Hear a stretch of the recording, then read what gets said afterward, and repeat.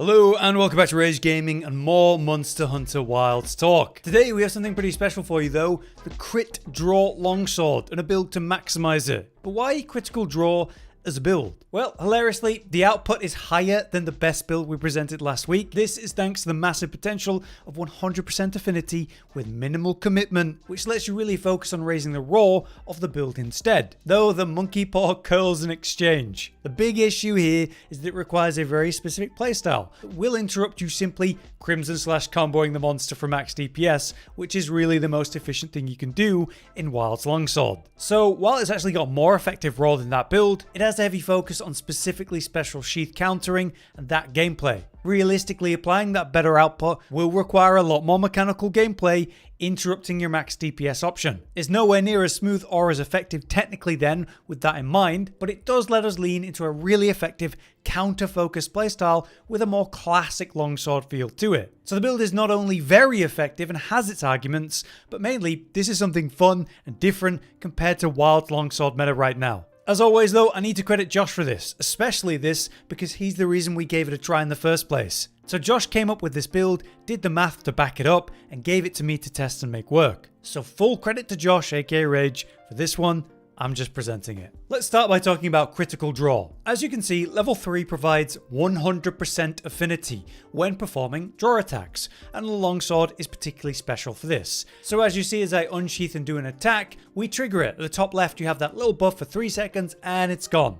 That's your period of 100% affinity. Now longsword is particularly special because we have special sheath, allowing us to mid-combat sheath and then either slash or spirit slash. The slash is the one that's going to generate your spirit gauge passively as a nice attack, and then the spirit slash is the perfectly timed counter attack which will level you up. But importantly in this case, both of these provide you the buff. Like I have just parried nothing and I've just been given the crit draw buff even so. So it's not that restrictive, especially when we think about doing lots of combos and then interrupting an animation to get straight into an EI slash, going back into what we're doing, an attack's coming, we prep the counter, we land the counter, and all of that time, that buff is going. So we can easily get the uptime by using various combos and going into a quick special sheath for whichever counter or slash you want to go for. So with crit draw, your optimal DPS is actually to reach red gauge and then land either special sheath follow up, the slash or the counter, to have the buff going. Then you'll land a few seconds of the crimson into spirit blade max DPS combo,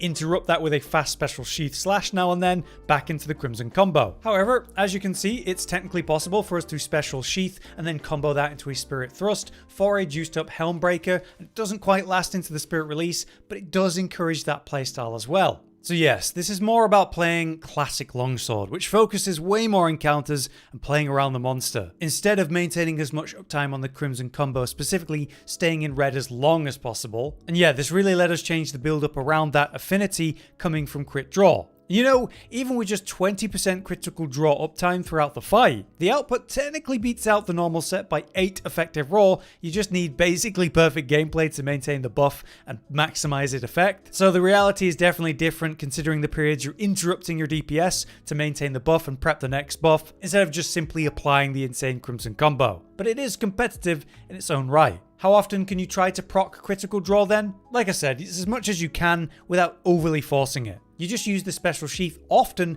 to quickly send out a slash to refresh that buff or go for the counter whenever you're given the chance. If a hunt lasts 5 minutes, right, that's 300 seconds of combat. For a minimum 20% uptime to beat standard meta, that needs 60 seconds of crit draw active, which basically just means using special sheath for a counter or a slash 20 times within those 5 minutes, which is very doable. Let's begin with a weapon of choice. What are you going to run? Well, as before, it's going to be an artian weapon with all the attack boost you can get because it's just so effective. So in this case, we have a raw artian weapon with paralysis. So that's 3 attack boost on the actual craft of it, and then 4 attack boost in the reinforcement bonus, with that last slot going to sharpness to help us to maintain sharpness. This is your ideal setup, and any affinity would be completely wasted since we have 100% in this build. For alternative on your status, if you don't want to go paralysis, then blast will just be nice DPS. But personally, I think paralysis is absolutely fantastic for CCing the monsters and providing me with important DPS windows. But now let's cover the gear, starting with the offensive decorations. Obviously you want to run your critical draw. We can get this all in one decoration slot, providing us with that 100% affinity as we do the sheath attacks. Then we can get 3 levels of critical boost from one decoration, just to increase the damage of the crits of course. And lastly, we have punishing draw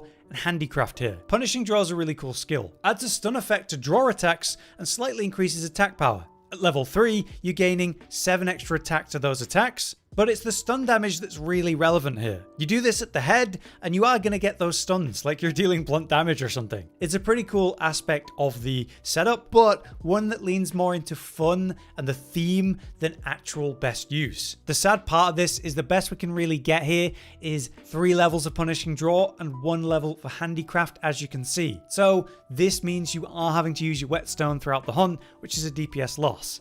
Technically, it'd be better for me to recommend Razor Sharp at level 3, and then if you've got that optimal option of a bit of handicraft as well, that'd be awesome. Because this would result in you basically not having to whetstone throughout the hunt, which obviously is amazing. But for the theme of the build, we're running Punishing Draw. It's up to you which you prefer.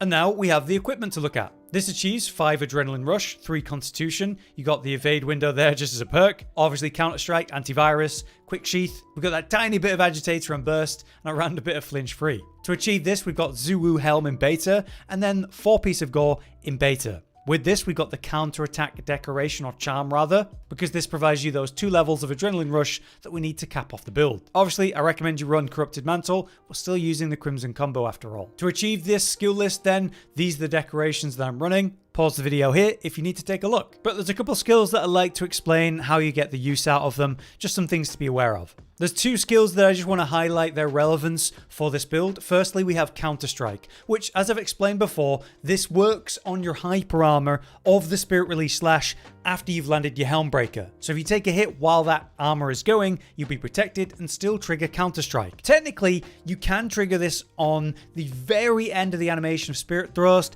EI Slashes, even the Spirit Charge on red, your Focus Strike. There is hyper armor available or protection during certain attacks, but none of it really matters. If you get hit, you'll activate this when you get knocked down. But you know, if you're playing longsword, you probably want to at least have barrel bombs in your inventory for that potential counter that you might land on them. But if you choose to actually take the hit of it, well, it's a knockback. So that will activate your counter strike, giving you that 25 raw for the period that it actually lasts anyway, as a really reliable way mid-combat without taking damage to proc it. So if you don't want to take a hit and you can't quite land those hyper armors, then you know, you can always use a barrel bomb. The only thing that I want to highlight outside of that is Adrenaline Rush. Obviously, we've got it at 5 out of 5, so it is important that you're activating this. Perfect evades or iframes, these will trigger Adrenaline Rush. So go figure, as a longsword, you have a couple of those, such as you counter with Foresight Slash, which will activate Adrenaline Rush. So you need to make sure that you're proccing Adrenaline Rush every time it runs out, making sure you're going for a counter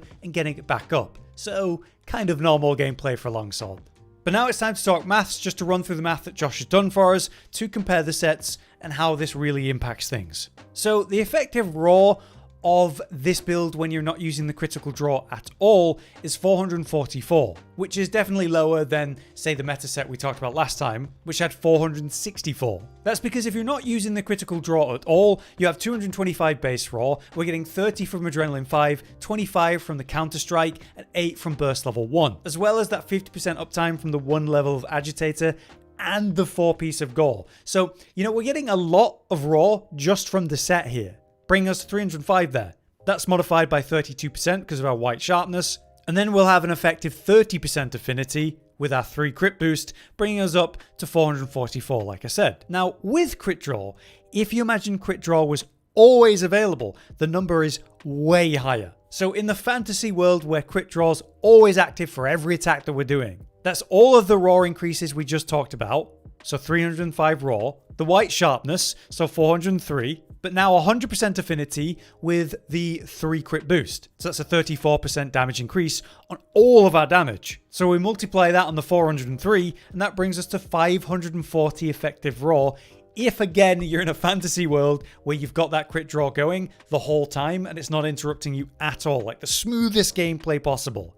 That's what's possible. It's really cool. However, if we look at things significantly more realistically, 20% uptime, like we said, would mean 20 special sheaths during a 5-minute period. That is incredibly doable. In that much more realistic case, we have the 225 base raw, all of the raw increases that we've talked about. This is multiplied by 32% with a white sharpness of 403. And then we get to that uptime. So it's more like 50% affinity, thanks to antivirus level 3, the base artian, and critical draw with 20% uptime. So with that 50% affinity, we still have crit boost 3. So it's more like a 17% damage increase, bringing us to still a very impressive 472 effective raw. So the meta set has 464, 8 less, in the scenario where we have 20% critical draw uptime. So this proves that it's very relevant and worth trying. But I'm not going to tell you that this means it's actually better. It doesn't. Just because the effective raw is technically 8 higher, it doesn't mean you're actually able to apply it nearly as effective or efficiently as the proper meta set. After all, in that scenario, you're simply applying the Crimson combo at optimal DPS locations as long as you can, interrupting that with a counter, which will often be a Foresight slash, which will maintain your adrenaline rush. Of course, you'll go for special sheaths and that counter occasionally, but you won't be aggressively thinking about sheathing and attacking every 3 seconds, which is very invasive on normal gameplay. It takes a lot more mechanical skill to be landing those counters constantly, since the parry frames on the special sheath counter are a lot tighter than Foresight slash, for example. All of that is to say that this is still very strong when it's all firing. You'll technically be hitting the highest numbers when you are landing things, and you'll be getting some free KOs like you're dealing blunt damage thanks to the punishing draw effect. So there's plenty of argument to try it, it's still very fun and effective. It should be a nice different playstyle that could appeal to plenty of longsword players if you're not too into the Crimson combo meta. So give it a try if you wanna. Props again to Josh for creating the build and getting us to take a look. But for now, I've been Hollow, you've been you, and thanks for watching. Josh, Cotton, and Hollow with the videos, dropping the humor like a hammer on your tippy toes, bringing entertainment on a daily arrangement to take our insanity and turn it into entertainment. Yes, I said entertainment twice, to reiterate that it is nice to look into your faces on a mostly daily basis when you let us in your homes to make the whole world a stage. Goodbye.